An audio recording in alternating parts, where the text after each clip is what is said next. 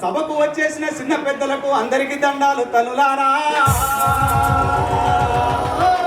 ఇలాంటి కార్యక్రమాలను మీరు ముందుగా ఇంకో కళాకారులకు పేద కళాకారులకు దక్కాలని ఆయన అవకాశం కళాకారులకు లేక ఎంతో మంది ఎదురు చూస్తున్నారు. ముందుగా పీవీఆర్ డబ్బింగ్ ఆర్టిస్ట్ అసోసియేషన్ కు దండాలు చెప్తున్నాం తప్ప